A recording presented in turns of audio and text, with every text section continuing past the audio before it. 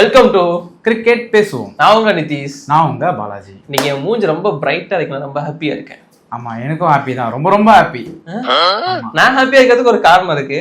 எனக்கும் ரொம்ப happy. Okay, என்னை பத்தி தெரிஞ்சவங்களுக்கு தெரிஞ்சிருக்கும், நான் ஒருத்தரோட ஹேட்டராகவே ஃபார்ம் ஆயிருக்கேன் அப்படிங்கிறது. அவர் டீம்ல இல்ல இல்ல இல்ல இல்ல இல்ல இல்ல எங்களுக்கு மட்டும் ஹாப்பி கிடையாது, டோட்டல் இந்தியாவுக்கே ஹாப்பின்னு நினைக்கிறேன் நான். நீங்க நம்பலனாலும் அதான் நெசம், உண்மை. எஸ். இப்போதைக்கு 2026 T20 வேர்ல்டு கப்புக்கான இந்தியாவோட ஸ்குவாட் அனௌன்ஸ் பண்ணிட்டாங்க. அந்த ஸ்குவாட்ல ரொம்பவும் பெரிய சர்ப்ரைஸ் என்ன அப்படின்னு பாத்தீங்கன்னா, இஷான் கிஷன் உள்ள, சுப்மன் கில் இல்ல. Happy happy. சொல்லுங்க ஸ்குவாட பத்தி.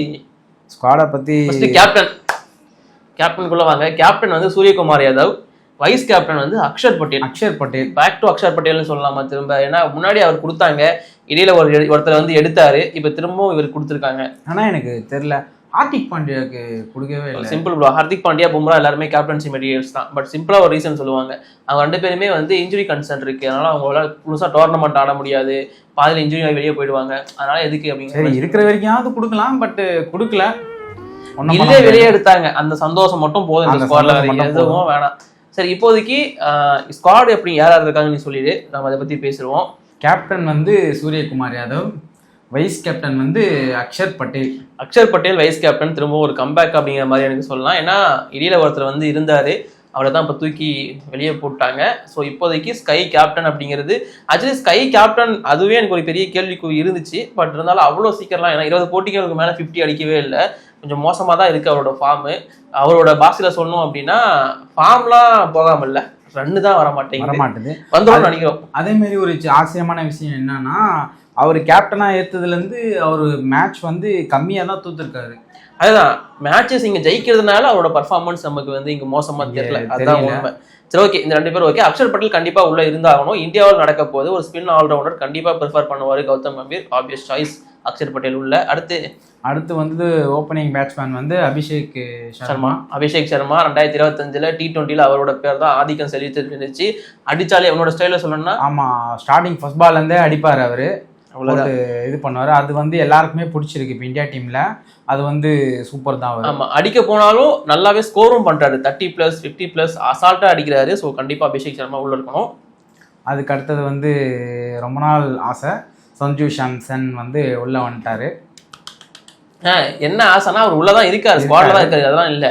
கில்லுன்னு ஒருத்தர் வந்து அவர் இடத்த பிடிச்சி வச்சிருந்தாரு ஓப்பனிங்ல, இப்ப அது கிடையாது. அபிஷேக் சர்மா, சஞ்சு சாம்சன் தான் ஓபன் பண்ண போறாங்க. ஒரு வழியா எங்க அண்ணனுக்கு ஒரு வாய்ப்பு கொடுத்து வேர்ல்டு கப்ல ஆட வைக்க போறாங்க. கிடைச்சிடுச்சு வாய்ப்பு. ஹாப்பி. அதுக்குள்ள இன்ஜுரி ஆகி எதையும் கெடுத்து வைக்காம இருந்தா சரிதான், பார்ப்போம். அதுக்கு அடுத்தது வந்து திலக் வர்மா இப்போ ரீசெண்டாக நல்ல பர்ஃபார்மன்ஸ் கொடுத்துட்டு இருக்காரு. இப்போ சவுத் ஆப்பிரிக்காவுக்கு எதிரான கடைசி T20 போட்டி கூட சூப்பராக பண்ணியிருந்தாரு. திலக் வர்மா ஆப்வியஸ் சாய்ஸ், அவரை தான் வந்து விராட் கோலி பேஸில் பார்க்குறாங்க. நான் 2024-26 ஸ்குவாடை கம்பேர் பண்ணுறேன், பட் ஃபர்ஸ்ட் ஸ்குவாடை பற்றி பேசி முடிச்சிருவோம். திலக் வர்மா அடுத்து யார் ப்ரோ? அதுக்கு அடுத்தது வந்து இவர் தான் மெயின்.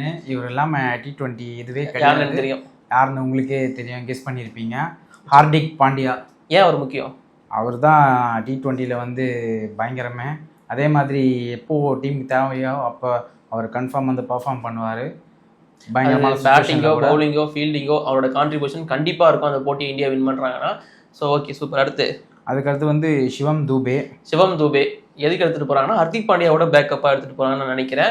ஸோ ஹர்திக் பாண்டியாவுக்கு ஏதாச்சும் ஆச்சுன்னா தூபே உள்ள பிளேஸ் ஆவார் அப்படிங்கிறது எனக்கு தோணுது. சிவம் தூபேவோட ரீசன்ட் ஃபார்ம் அப்படின்னு பார்க்கும்போது பெருசாக அவர் எங்கேயுமே ஆடி நம்ம பார்க்கல தான் உண்மை. பட் இருந்தாலும் தூபேக்கு அந்த வேல்யூ அப்படிங்கிறது இருக்க தான் செய்யுது, ஏன்னா கிடைக்கிற சான்சஸ் நல்லா ப்ரூவ் பண்ணுறாரு. ஸோ இந்தியாவில் நடக்க போது அகைன் ஸ்பின் ஹிட்டர்ஸ் தேவைப்படுறாங்க அப்படிங்கும்போது கூட்டிட்டு போகிறாங்க, அவ்வளோதான். அதுக்கு அடுத்தது வந்து ரிங்கு சிங். இதுவுமே எனக்கு சர்ப்ரைஸ் தான். சுப்மன் கில்லை எடுத்துட்டு ரிங்கு சிங் உள்ள, இதெல்லாம் வந்து வாழ்க்கையில நடக்குமாடா அப்படின்னு ஆசைப்பட்டது நடந்துருச்சு. இந்திய கிரிக்கெட் வரலாற்றில் முதல் முறையாக கில்லை ஒதுக்கிய கௌதம் கம்பீர். அவரோட வந்து இந்த ரைட்டு கையே வந்து உடஞ்சிச்சுன்னு நினைக்கிறேன். இதனால பார்க்கணும். ரைட்டு கை உடஞ்ச, லெஃப்ட் கை வந்து வேணாம் சொல்ல வேணாம், அது வந்து அவங்களுக்கே தெரியும். சரி, ஓகே.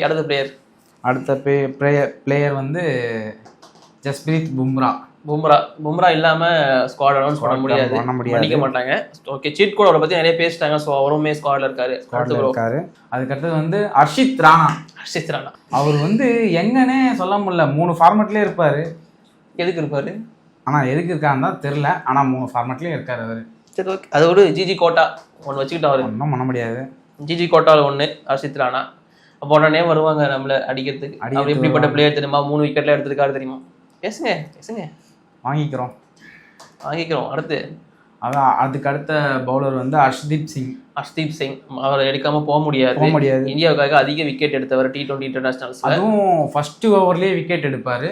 அது வந்து ரன்னும் கொடுப்பாரு. ரெடியா இருந்துக்கோங்க, அவ்வளவுதான் நான் சொல்ல முடியும். எதுவும் சொல்ல முடியாது. ஸோ பட் ஹர்ஷித் சிங் நல்லா சாய்ஸ் தான்.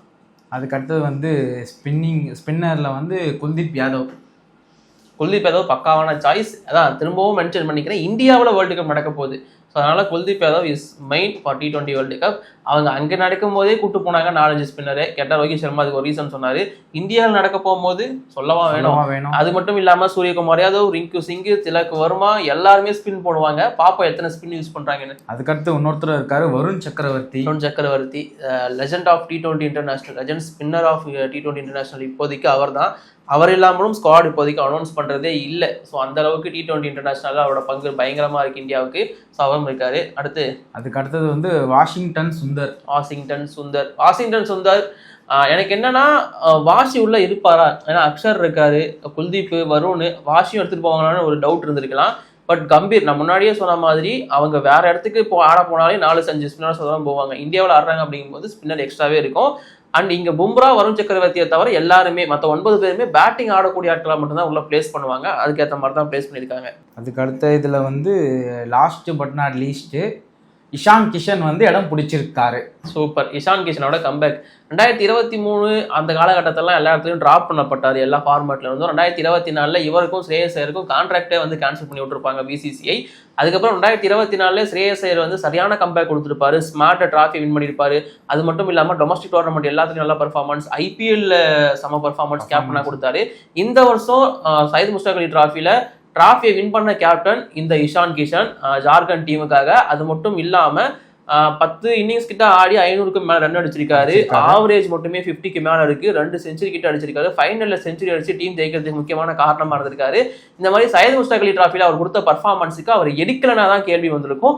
எடுத்ததுனால எந்த ஒரு கேள்வியுமே இல்லை. ரீசெண்டா ஜிதேஷ் சர்மாவுக்கு ஒரு சில வாய்ப்புகள் கொடுக்கப்பட்டது. பட் அதை அவர் பெருசா யூஸ் பண்ணிக்கல. அதனால ஜிதேஷ் அப்படியே கழட்டி விட்டு அந்த இடத்துக்கு இஷான் கிஷனை கோத்து விட்டாங்க.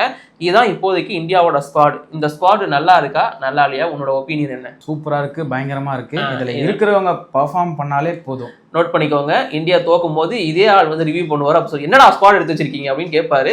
அப்போ சொல்லி பேசிக்கலாம். ஏன்னா எப்பவுமே இந்தியாவோட ஸ்குவாட் செலக்ட் பண்றாங்கன்னு வச்சுக்கோங்க, அப்போ அவங்களோட ஸ்குவாட் எப்படி இருக்குன்னு சொல்ல மாட்டாங்க. நம்மளுங்க இந்தியா வந்து ஜெயிச்சிட்டாங்கன்னா இதை விட ஒரு பெஸ்ட் ஸ்குவாட் இல்லடா அப்படிங்கிறது அவங்களோட வார்த்தையா இருக்கும். இந்தியா தோத்துட்டாங்கன்னா என்னடா ஸ்குவாட் எடுத்திருக்கீங்க, இவரை உள்ள வச்சிருக்கலாம்ங்கிற மாதிரியான கேள்விகள் வரும். இப்ப இதுலயுமே வந்து ருத்ராஜ் கைக்வாடுக்கு, ஜெய்ஸ்வாலுக்கு எல்லாம் ஏன் வாய்ப்பு தரலன்னு ஆல்ரெடி கேட்க ஆரம்பிச்சிட்டாங்க. பட் எங்க ஆட வைப்பீங்க எடுத்து, அந்த ஒரு கேள்விக்குறி இருக்கு. அண்ட் கில்லு வெளியே விட்டது தான் எல்லாருக்குமே பெரிய ஹாப்பினஸ். கில்லு வெளியே போறதுல எந்த ஆச்சரியமுமே கிடையாது. எடுக்கலனா தான் கேள்வி கேட்டிருப்போம். எடுத்தது சந்தோஷம் தான். நிஜமாவே இந்த ஸ்குவாட் வந்து ஃபுல்ஃபில்லா இருக்கு. கில்லு வந்து ரீசெண்டா 18-19 போட்டி வந்து ஒண்ணுமே பண்ணல. அண்ட் ஒரு ஓப்பனரா T20 இன்டர்நேஷனல்ல 50 அடிக்காம இத்தனை இன்னிங்ஸ்லாம் வந்து வச்சுக்க முடியாதுங்கிறது எல்லாருக்குமே தெரிஞ்ச ஒரு விஷயம் தான்.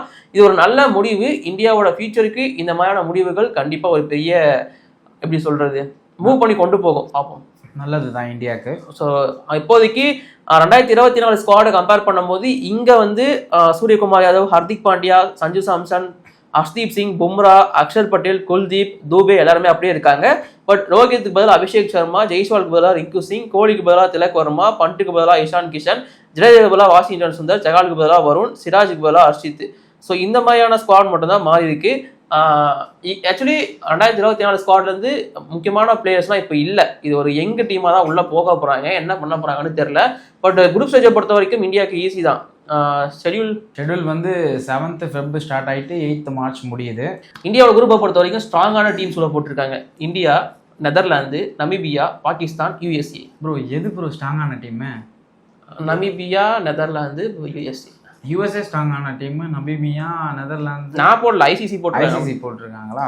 இவங்க போட்டது இந்தியா பாகிஸ்தான் மேட்ச் வரணும்.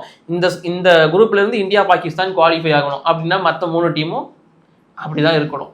சிம்பிள் ரீசன், அவ்வளோதான். இங்கே எல்லாமே பிஸ்னஸ் மட்டும்தான். மேட்ச்சு, கிரிக்கெட்டு, இல்லை அந்த ஸ்போர்ட்ஸ் மேன்ஷிப் அதெல்லாமே அதுக்கப்புறம் தான். அவ்வளவுதான். இந்த ஸ்குவாடை பத்தின உங்களோட ஒப்பீனியன் என்ன மறக்காம கீழே கமெண்ட்ல சொல்லுங்க. பாலாஜி ப்ரோக்கு ரொம்ப ஹாப்பி, கில்லு இல்லாம இருக்கிறது. எனக்கு இந்த ஸ்குவாட் ஹாப்பினஸ் தான். சஞ்சு சாம்சன் ஒரு வழியா வேர்ல்டு கப்ல ஆட போறாரு, ஃபுல் வேர்ல்டு கப் ஆட போறாருங்கிற ஹாப்பினஸ் எனக்கு இருக்கு. அதே மாதிரி உங்களுக்கு இந்த ஸ்குவாட்ல என்ன ஹாப்பி இருக்கு அப்படிங்கிறத மறக்காம கீழே கமெண்ட்ல சொல்லுங்க. இப்போதைக்கு வீடியோ முடிச்சிருங்க. பை பை, தேங்க்யூ, பை பாய்.